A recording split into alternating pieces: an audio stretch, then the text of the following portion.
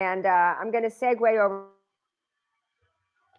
to Marla Kilfoyle. I know Facebook group Badass Teachers Association. I've been a member of that group for a couple of years now, because you don't have to be a teacher. You can be a parent or any member of the community that opposes what is happening to public education today. So Marla is the executive director of BATS, which is the short name, the acronym for the group. She has been a public school teacher in New York for 29 years. She's a mom to an amazing 13-year-old who attends public school. She's a union officer for her local and a, national board certified teacher, and led the opt-out movement in New York, which she can describe what the opt-out movement is.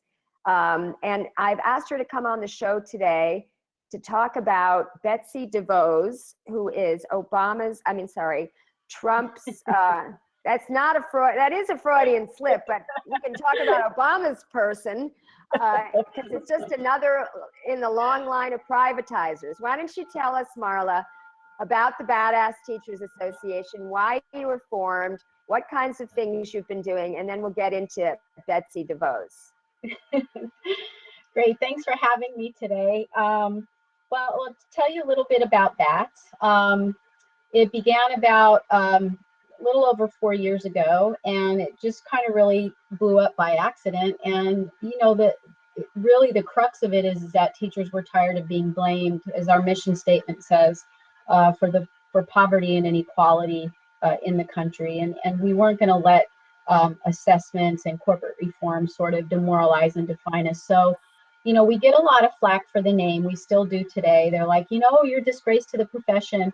But, you know, really our take is the fact that, you know, teachers sitting around quietly raising their hands, waiting to be called on wasn't working. And we're going to take a seat at the table. We'll turn the table over if we have to, and we're just going to speak our truth for our children and our parents. So that's kind of what BATS is about. Tell me some of the actions that you've been involved in. Oh gosh, we've done quite a bit. We have groups in every state that do mobilize on the ground. Last year, we wrote an amicus brief to the Supreme Court in the Supreme Court case of Friedrichs versus CTA, which attempted to basically make us a right-to-work nation. Describe what that means for people who don't understand right to work.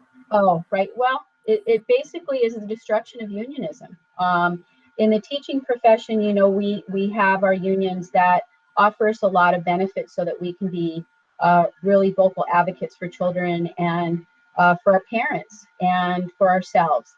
So right to work basically means for teachers that you don't really have the union protections, in specific your right to due process, and they can fire you on the spot. That's what a right to work nation is. And that's what Scott Walker did in Wisconsin, right? Yep, and what Betsy Devos did in Michigan. We'll talk about that. Okay, so yeah. So the Badass Teachers Association, you're members of the two different unions. You want to talk about the two different unions? Yeah, unions. We're very, very pro-union. You know, a lot of people say, oh, we're this radical fringe of the union. We're very pro-union. We have members that are in the NEA and AFT. However, do our unions do everything that we love? No. And we're not afraid to really call them out on that.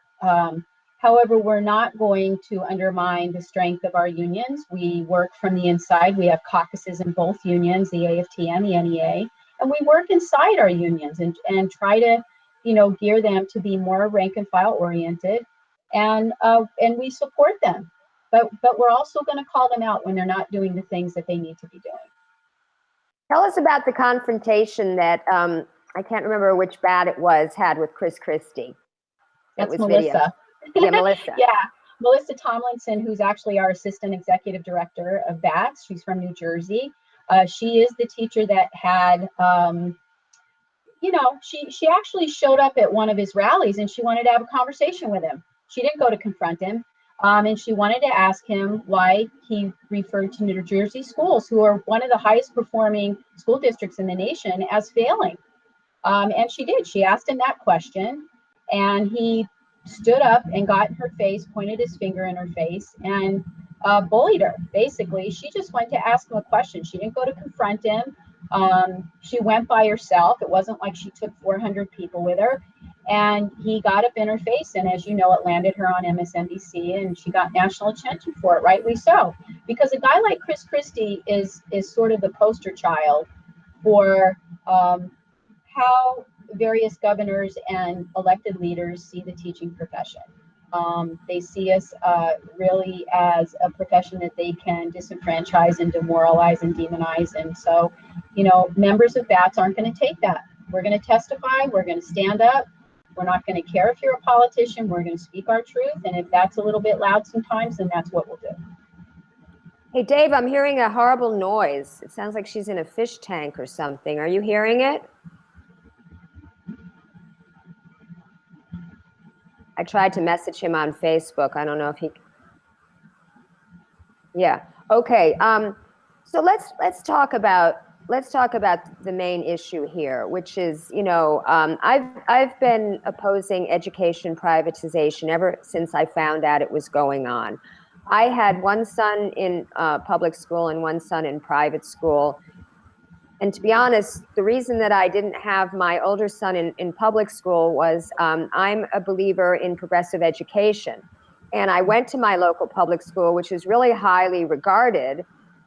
And they're always bragging about how the test scores are in the 900 range. And all the parents, move to this nice district so that they can get their kids into that school. But when I went into the school, I saw that they were forcing the kids to learn how to read and write in kindergarten. I looked at a first grade classroom. They were talking about, or maybe it was a kindergarten classroom. They were talking about metamorphosis, and they were literally using the charts from the 60s that I remember. And in my other son's private school, they had caterpillars in the class, and they had kids, journaling and drawing pictures, and that's how they were showing metamorphosis, not with these charts. And the teacher was sitting there in this public school and basically giving a lecture. Kids could chime in, but they had to have these certain prescribed answers. It wasn't like they could ask questions. It wasn't like what you call the inquiry-based method of teaching, where the students have the questions and the teachers respond. It was like talking at these kids. Then I remember looking at a third grade classroom, and they had the kids line up in like height order to go out to an assembly in the yard. And I thought, why do they have to have kids get in this military style formation to go from point A to point B? And I just said, I don't care if this school is free, I'm not using it. But then when my younger son was diagnosed with ADHD and dysgraphia, and needed services, by this point I was divorced, and I was in the process of getting divorced. And I asked my ex-husband if he would move into the Westwood Charter District. And Westwood Charter is a public school charter. In other words, it's an LAUSD school. It's not a private charter. And all the teachers are unionized. And it was a fantastic school. It was just like any of the private schools I had gone to visit for my older son. And he was in that school through 5th grade until it ended. And then middle school, I put him in a more specialized school. But it's really interesting that the parents at that point in the original public school were so concerned about test scores that they couldn't see beyond that. And when I studied the issue as an activist, I realized that that's what education policy had become, starting with George Bush and No Child Left Behind, and then continuing with Obama and Race to the Top.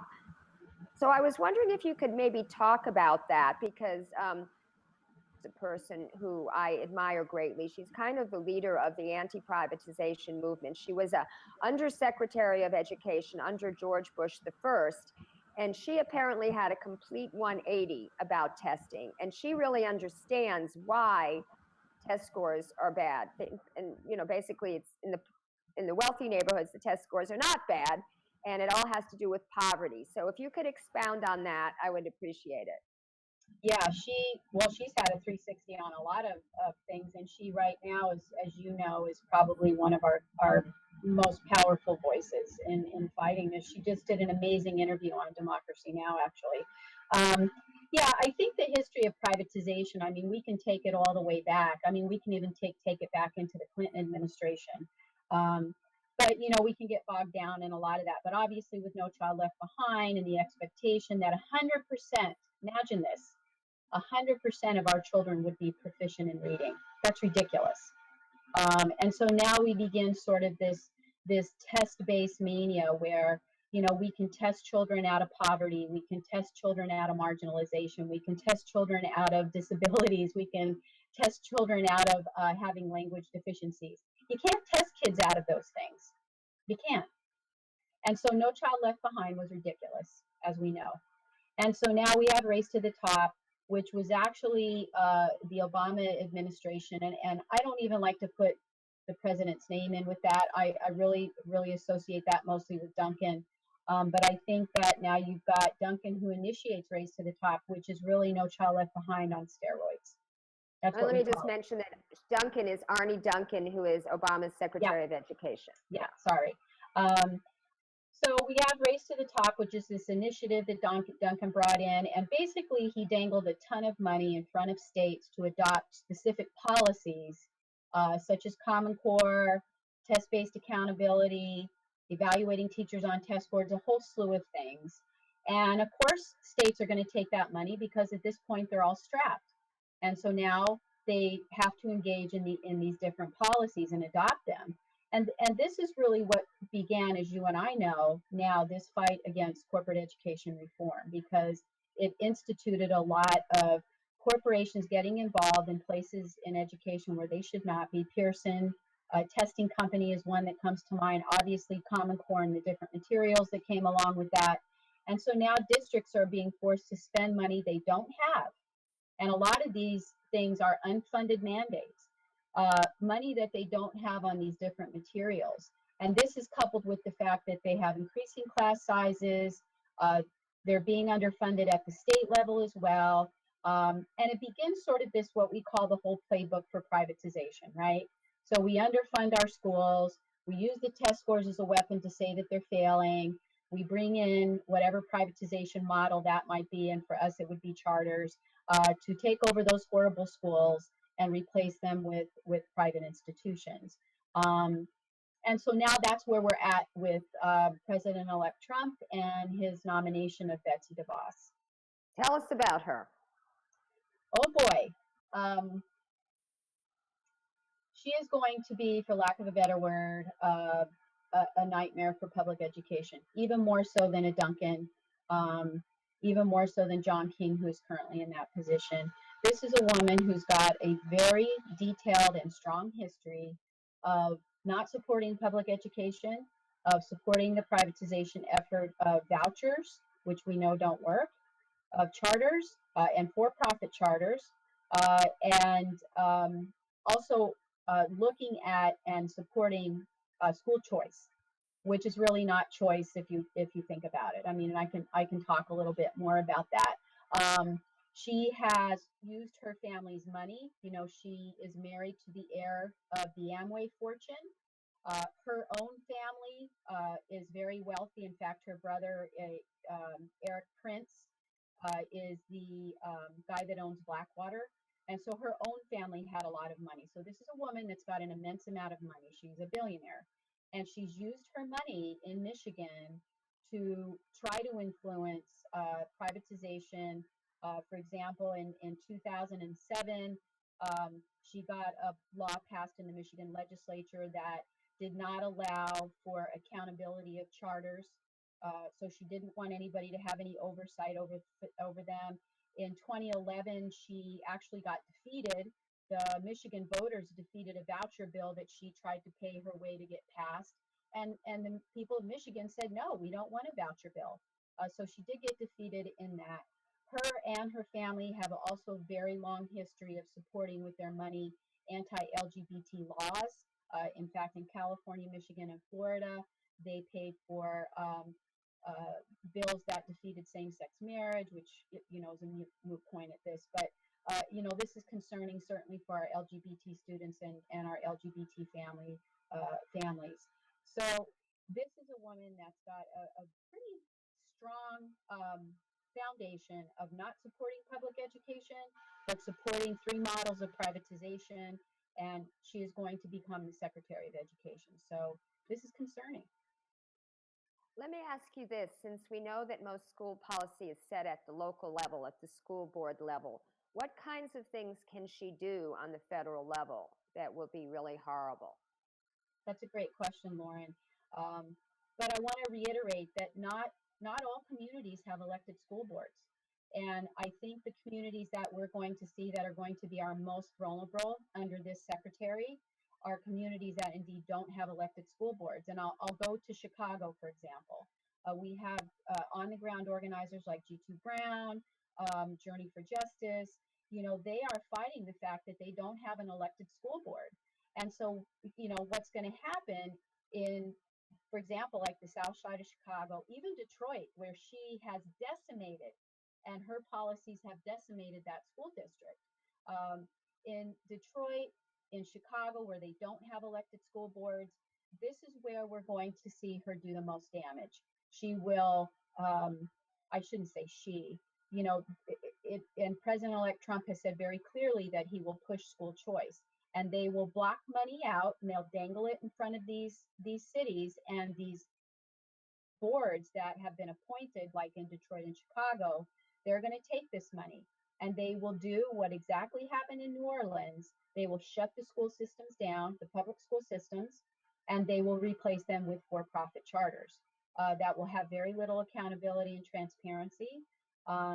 Contrary to what people might believe, that even if they open up a charter in your community, that doesn't mean that your child can go to school there. They can open up a charter 2 houses away from you, and it doesn't mean that they're going to pick your child to go to school there.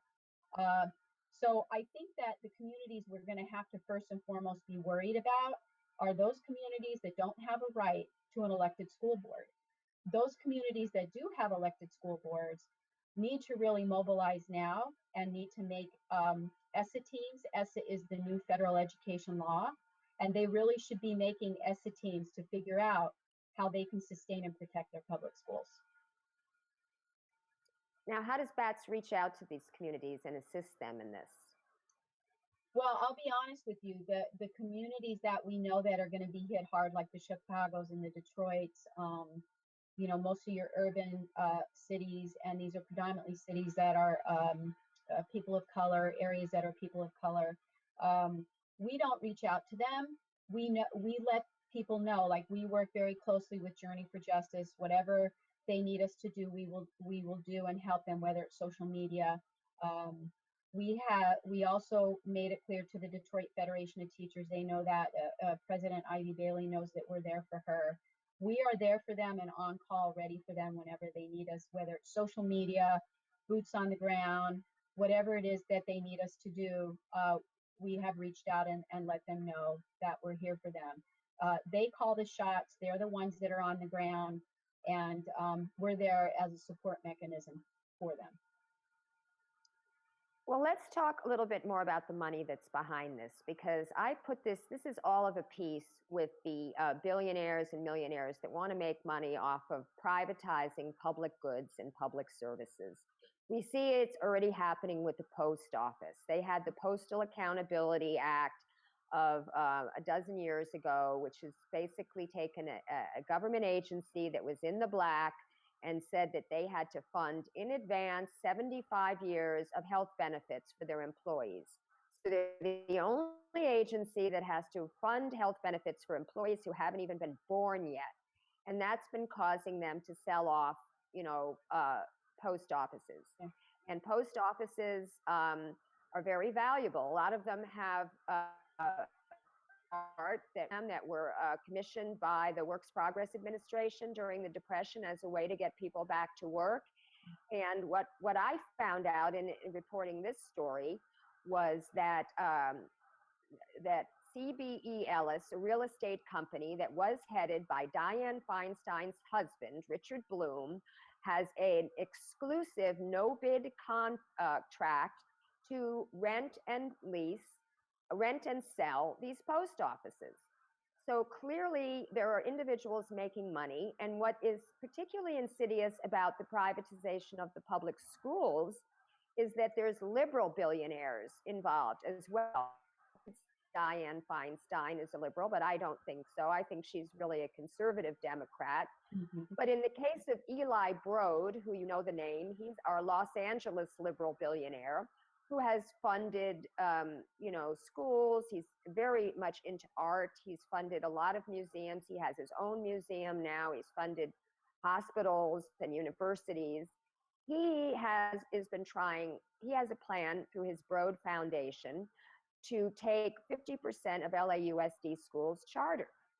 And charter schools in concept are not horrible. I mean, they're basically a laboratory, a way for teachers and administrators to try out different ideas that might work. But here at LAUSD, they could do that through what's called a pilot school. It doesn't have to be a charter school. They could have a concept and set up a pilot school within our existing public school system. But Steve Barr from the Green Dot Schools, who is reputed to be considering running for mayor, was overheard as saying he wanted to get his hands on, quote unquote, Venice High, because it's a huge piece of real estate. They have a track, they have a swimming pool, they have a lot of buildings. And the way they do it here in California is through what's called co-locations.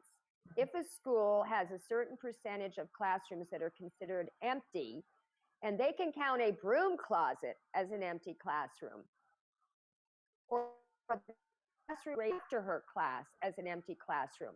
If they have a certain percentage, then a charter school gets to co-locate in there. And that is the way they start to take over the school. So here in California, we're fighting co-locations. We're also fighting something called the parent trigger, which is if you get 51% of the parents to sign a petition, they could either make the school go charter or they could fire the principal. And there are organizations like Parent Revolution that is designed to do this. And they hire a lot of Spanish-speaking organizers to go in and work on Spanish-speaking parents. And what they try to do is say, well, you're not happy with your child's education, the attention that your child is getting, here's how we can fix it.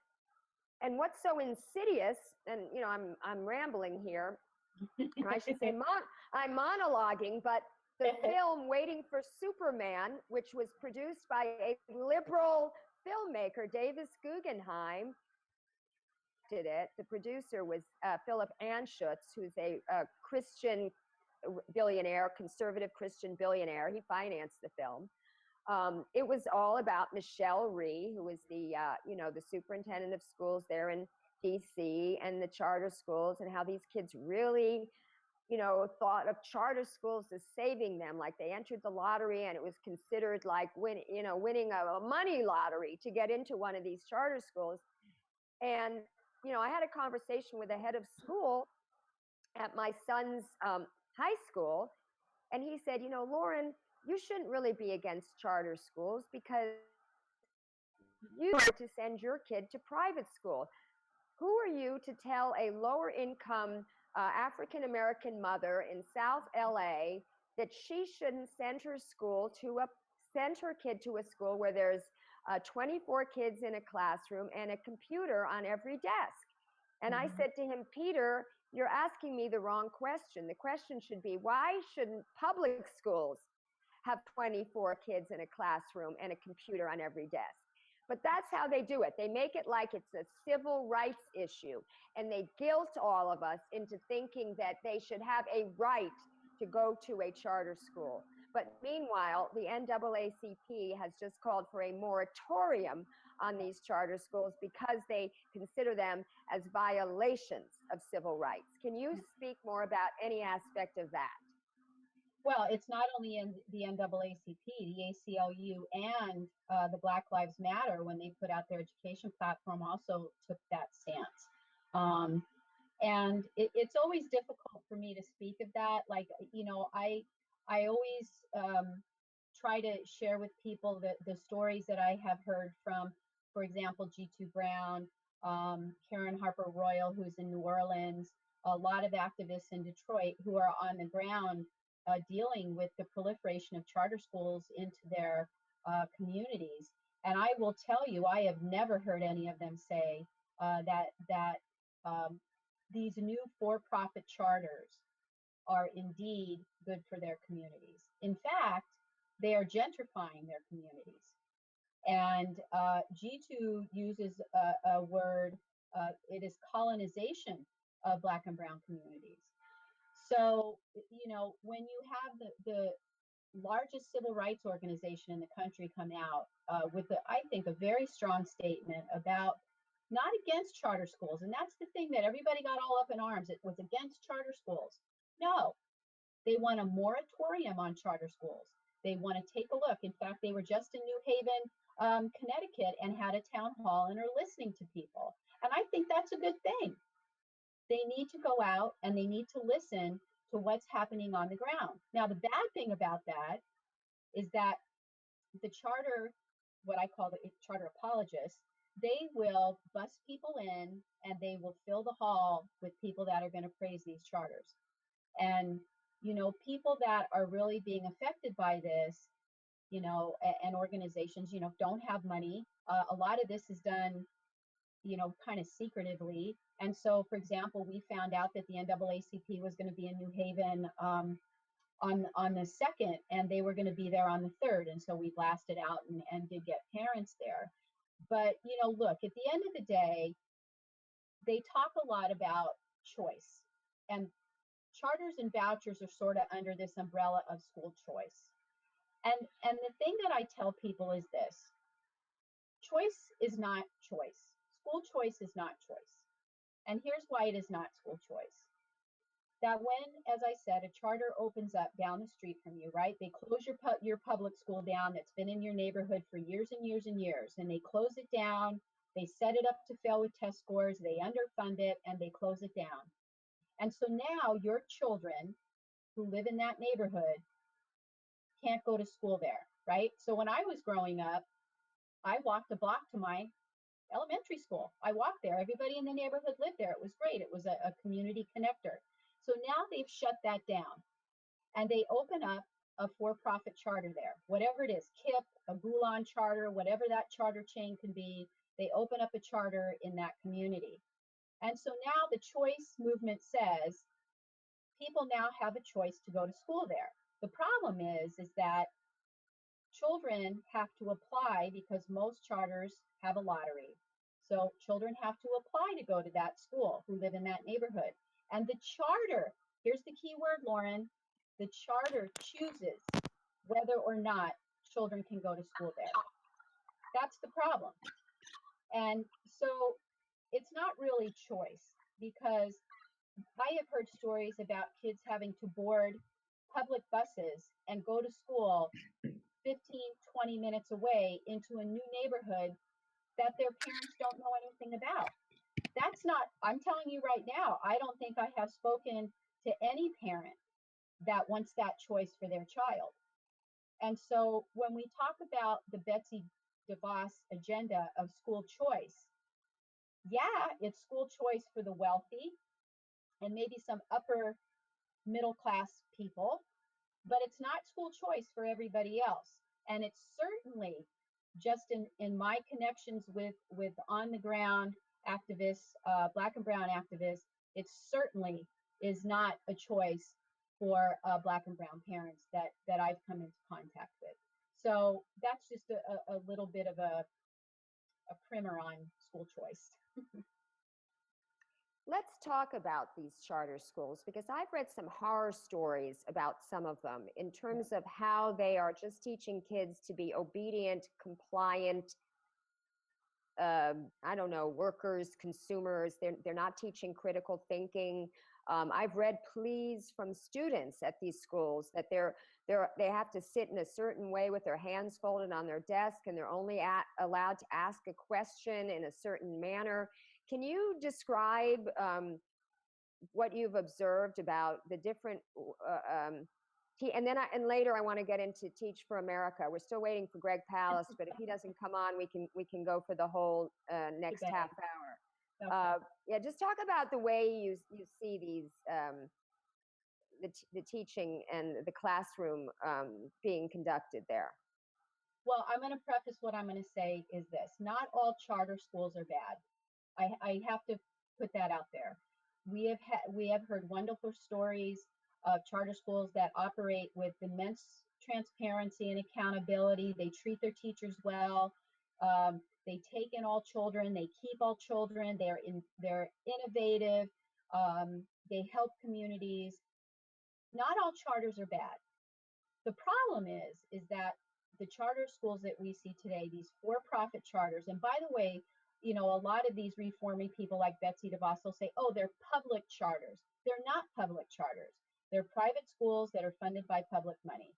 And so the issue is that the things that we have seen in our reach out of network, and Carol Burris from Network for Public Education just did an excellent expose, like a 4-part expose on charter schools, and I would invite anybody to go to the website for Network for Public Education to take a look at it.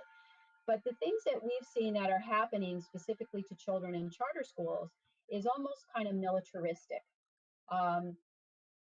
The biggest thing that's concerning for us is sort of this no excuses discipline policy, where they can remove children from school. They just kick them out for various discipline issues. Public schools can't do that. We can't kick children out. So they kick children out. But the problem is that they've already gotten the money for the child to go to school there, and it doesn't follow the child back to the public school. So there's sort of this no excuses discipline policy, where if you look at sort of the difference between a public school discipline policy, for example, and a charter school discipline policy, public schools have to be very innovative how they deal with children who have maybe some severe discipline issues. But we do see a lot of these sort of no excuses discipline policies in charters. In fact, I saw a video of one charter school about 3 weeks ago that sort of had a padded room, and they would time kids out in this padded room, and it was really disturbing. They also have routines where children are not allowed to speak in classrooms. They have to make hand signals. They do chants, which they all have to chant together, and it's almost like the best way that I can term it is like a bad episode of the Stepford Wives. But the sad thing is it involves our kids. And so this is sort of what we're seeing in these for-profit models, which is very concerning. We're not seeing, Lauren, like you talked about, sort of these innovative strategies and, even the respect that they give teachers. I've read articles where teachers will question testing policies or something, and the next day a security guard comes in and tells them to pack up their goods and leave, and the teacher has to pack up and leave that day. Imagine the devastation on children to see that happen to their teacher. So, we have a lot of disturbing stories that are coming out, and the whole issue is that we have had people like the Betsy Devoses of the billionaire class really finance and fund legislation that does not allow us to hold charters transparent and accountable for the things that they're doing to children. And don't even get me started on stories that families are telling that get kicked out of charter schools. One mother that comes to mind here in New York, her son had a learning disability, and he was in kindergarten, and they ran her through the ringer and basically counseled her out. That's what they do. They counsel you out. And she eventually had to leave the charter, ended up putting her son back in public school, and she is thankful because the public school got together a good education plan for him. So I would really invite anybody to read. I think the latest thing I've seen is Carol Burris's series on charters, which is excellent. Also, Julian Vasquez Heilig from Cloaking Inequity does a very, very good job as well, collecting data about charters and writing about it. So those are just some of the stories I've heard in my network. I mean, I could do a whole program on charter schools. Yeah, Cloaking Inequity is a blog, right? It's like a WordPress blog or something online. Yeah. Yeah. So I wanted to talk a little bit about Teach for America because that's an issue that we have here also in Los Angeles. It's a program that was started by Wendy Kopp, and it's supposed to be for, mostly elite college graduates to go, and they get 5 weeks of training in the summer, and then they put you in an inner city school. And these people are woefully unprepared, as smart as they are, whether they went to Harvard or Princeton or Yale or whatever. They may not be education majors, which is not necessarily important. You could be an undergraduate major in history or, whatever your subject matter is that you're teaching, that's probably preferable. But a lot of teachers have master's degrees in education, and they learn about pedagogical methods and ways to teach. It's not just what you're teaching. So here are these woefully unprepared college graduates.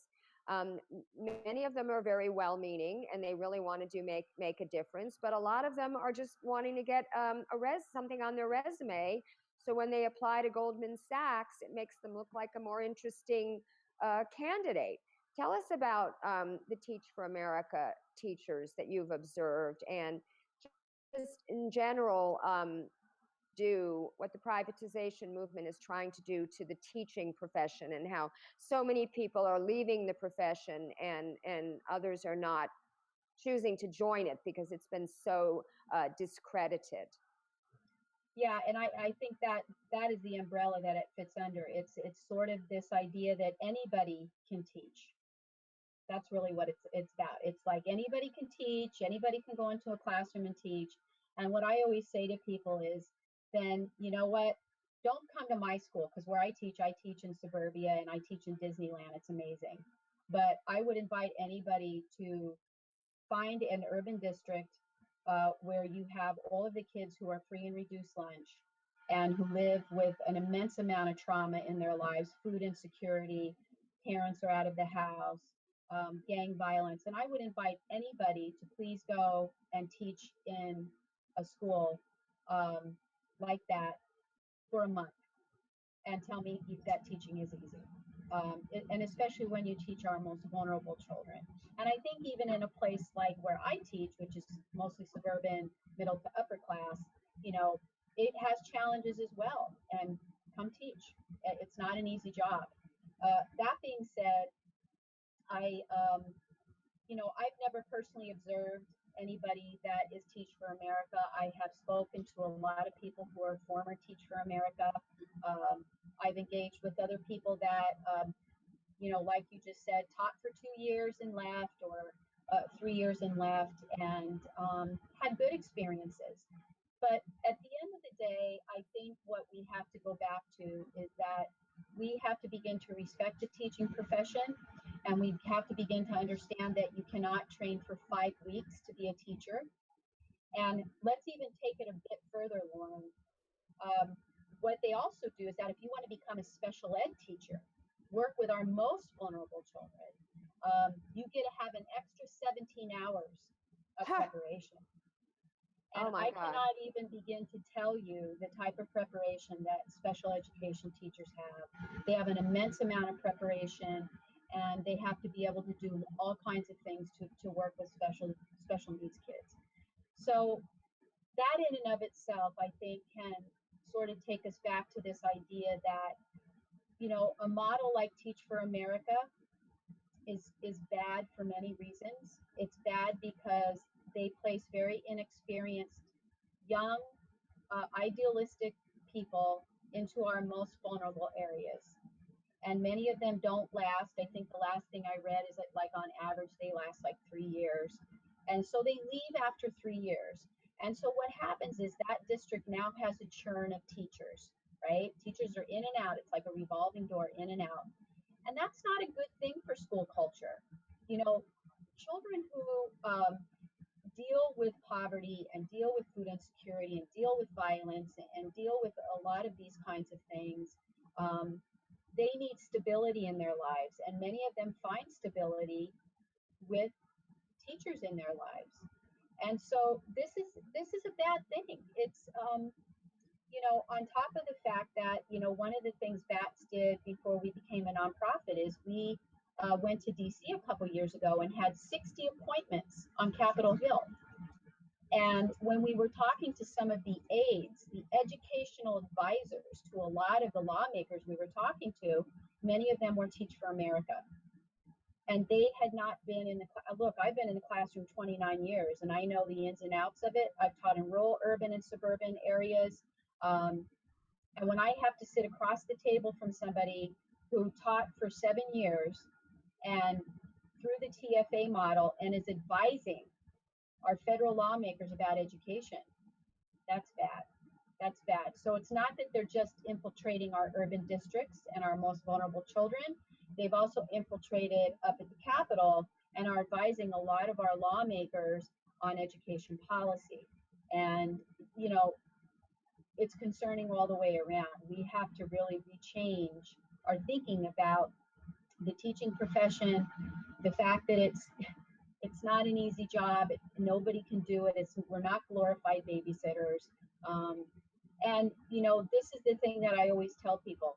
We work with America's most priceless resource, and that's our children. And that should never, ever be taken lightly. Okay, I wanted to mention that, well, I wanted to discuss the idea of teachers as classroom managers and how that relates to technology, because we know, you mentioned Pearson being the largest tech in the world. They're also publishing test, not only do they publish the tests, not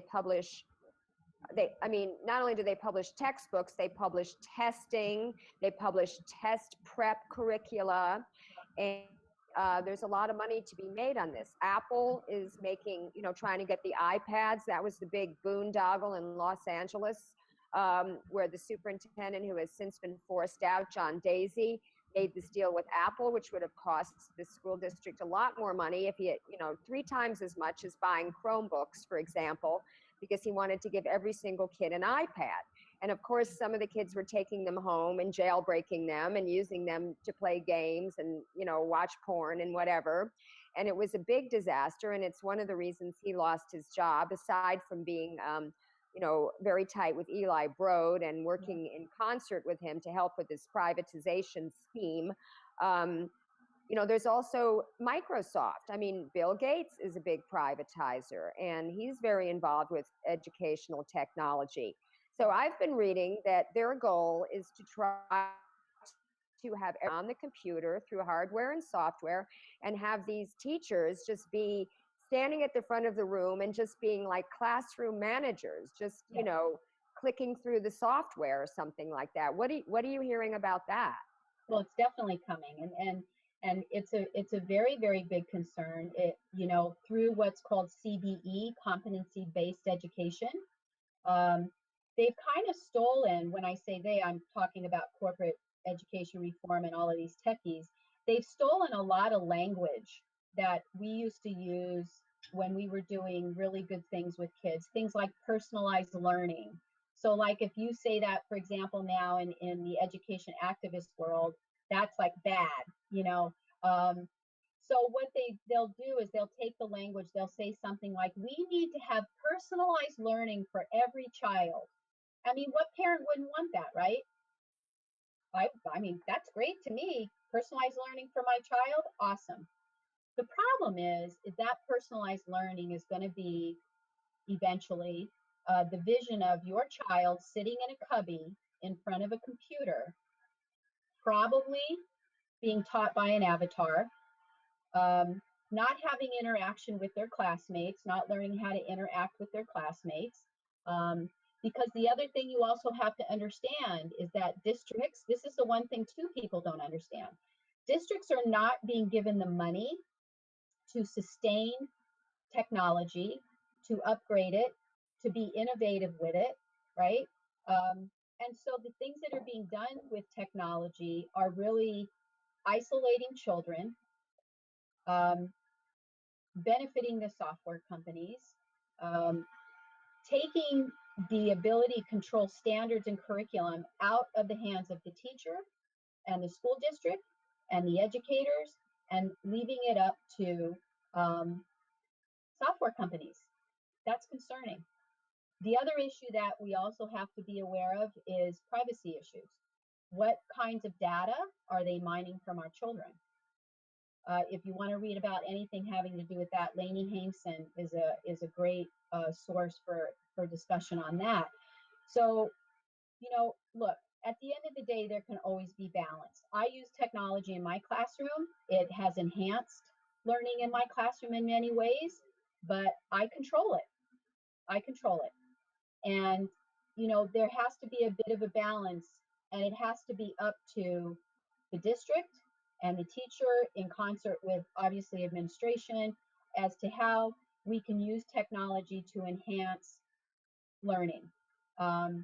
We have to limit it, obviously. We don't want children sitting in front of the screen every day, and we certainly want to keep it out of our lower grades.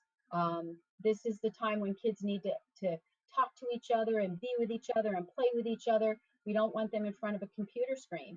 The other thing that we're seeing in many districts is that they're using the computers for this competency-based education where they're just testing the kids. And, we talked about the opt-out movement in the beginning. One of the ways that we gained a lot of steam here in New York is that we had a very big opt-out movement. We had over 250,000 parents refuse testing. Now what they're doing is they're embedding this testing into these computer programs. So, my son could be sat in front of a computer, and one of the things that they're doing in his district now is called iReady, where they sit you in front of the computer to do like a math program. So you're doing this math work on the computer, but they'll embed testing into it. And they will eventually use that testing to rate teachers.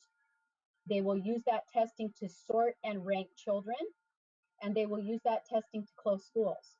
And so this is where they're sneaky, and we have to watch what they're doing. And parents need to be aware, and they need to question the use of technology in their school districts, and they need to demand balance. That's key. Let's talk about early childhood education, because this is a big concern of mine. When I spoke about progressive education and forcing children to read in kindergarten, I read before I even had children that there is a window between kindergarten and second grade when children can learn to read. And if you force them to learn to read too early, it can be very detrimental. You can basically kill the love of learning and the love of reading from them. And fortunately, my boys are 19 and 23 now. In the private school and the public school that they both attended, elementary for, they were very progressive, they were very developmental, and they got this. Now I'm understanding very difficult for schools academic kindergarten, and it really makes me worry. Can you speak a little bit to that?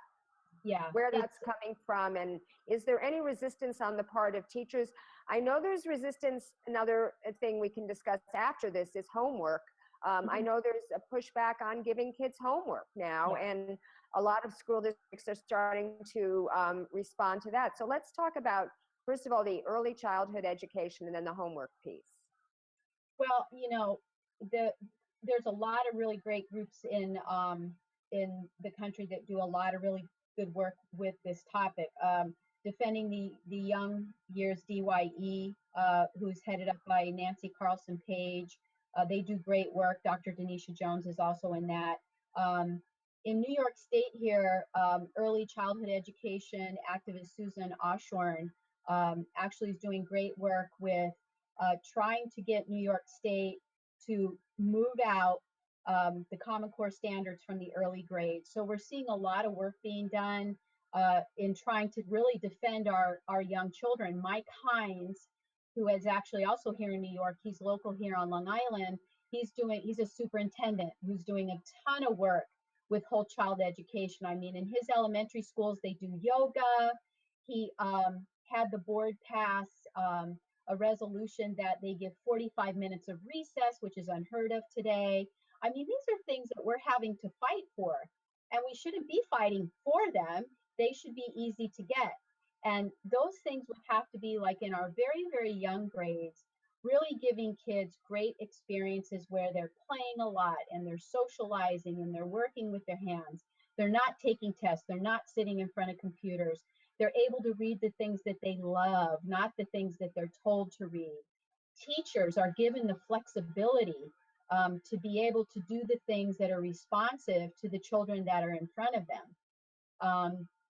And obviously, too, I think one thing that's important in the early years that I've seen a lot of writing on is class size.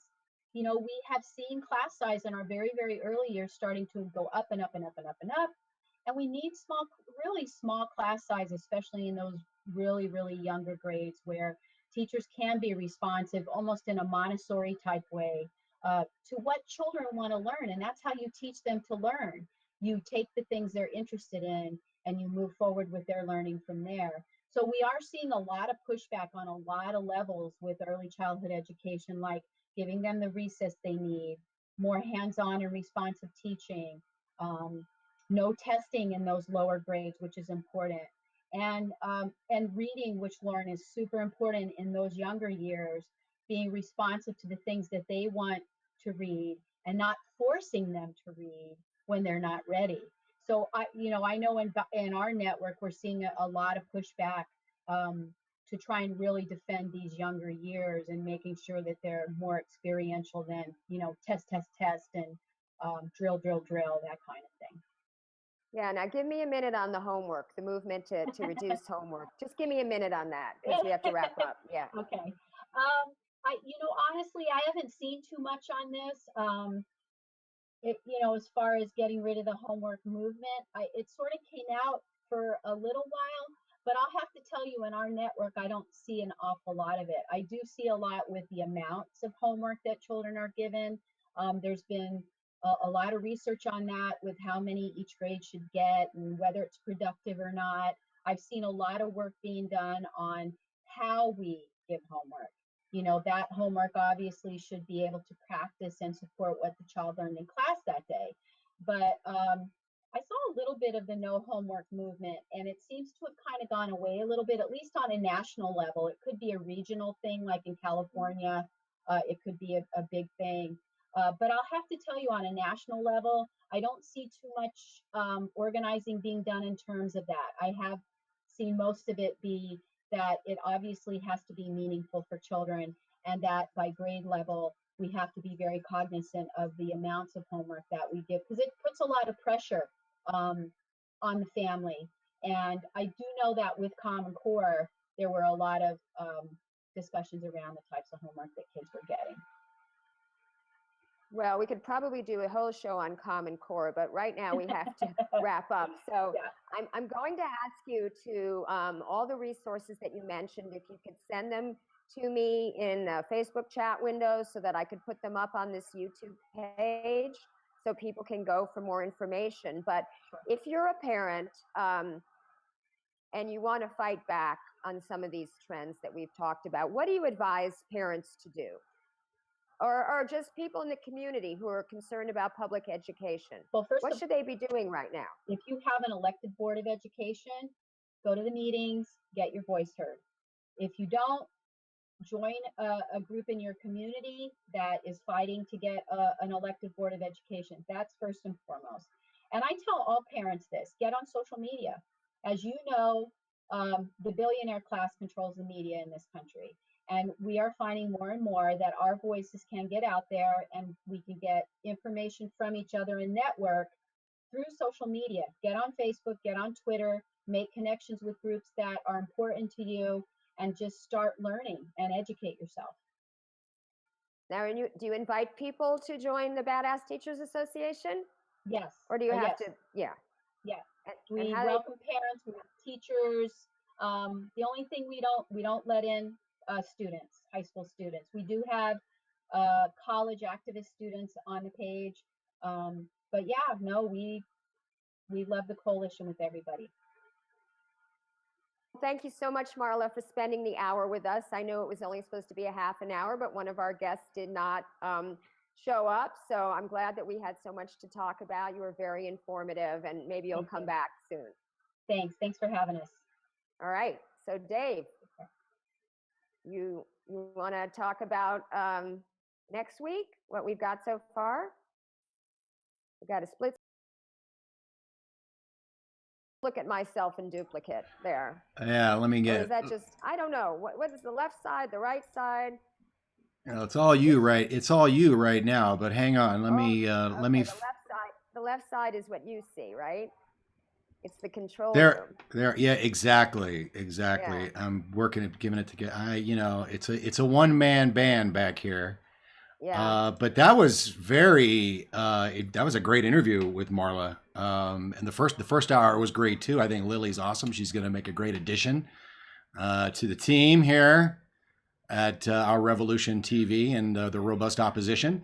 Sorry about some of the sound issues with Marla. I think she's trapped in a basement somewhere, and it was a little echoey and stuff going on. But I tried to filter some of it out. I think I got most of it. But great conversation about education and the future under Devos. I know, at least I know where we're going to get all their toilet paper in public schools.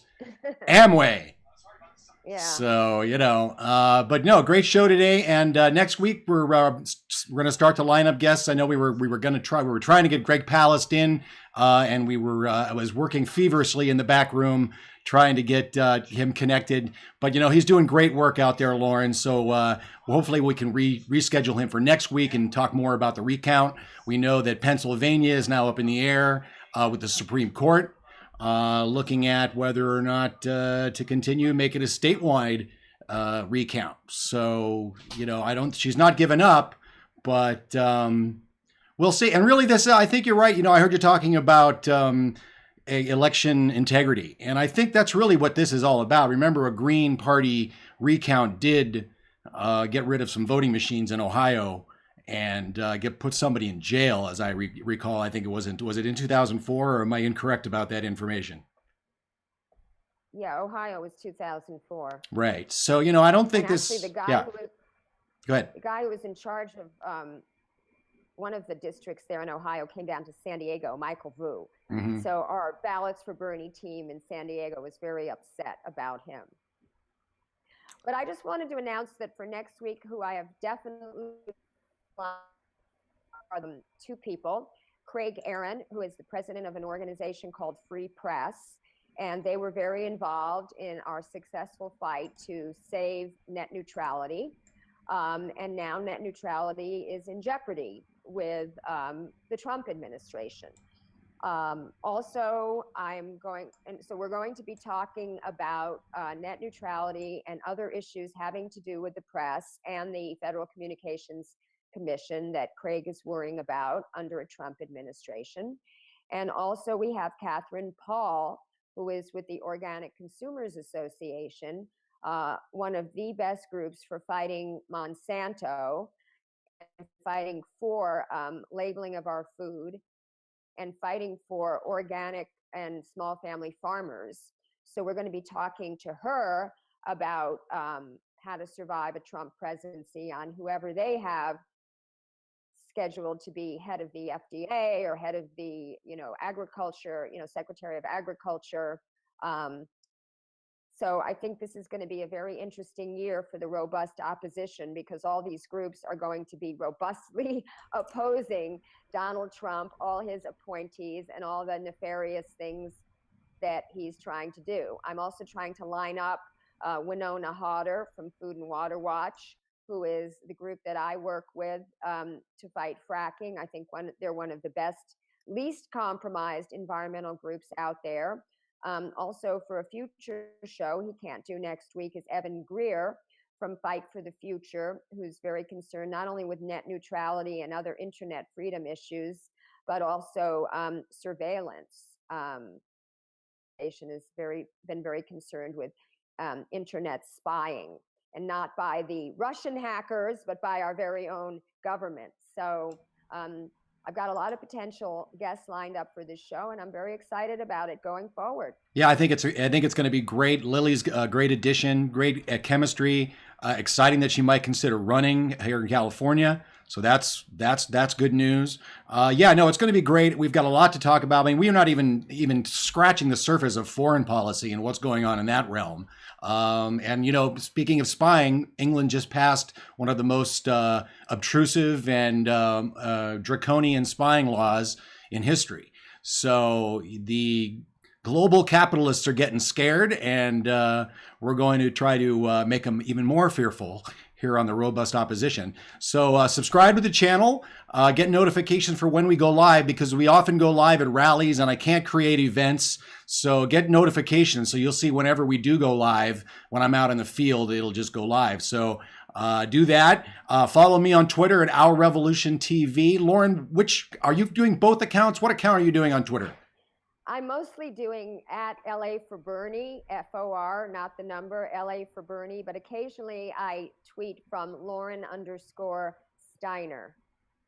And you're getting your tweet skills up. You were talking about them at the fundraiser with Jimmy, which was really cool and amazing. And if you haven't seen it, I've got a link here on the channel, or you can watch it on Lauren's Facebook page, which has better audio because the mic Jimmy was using was that mic. So, but it was a lot of fun. It was a great set. He's amazing. If you're not watching Jimmy Dore and the Young Turks and Jordan from North Dakota, hopefully we'll get Doug maybe next week, or someone else from North Dakota. It's sketchy out there. If anybody out there views this and wants to check in with us on the Robust Opposition, we'd love to hear from you from North Dakota. So drop us a line, and we'll put, as Lauren said, as many links as we can in the description down below.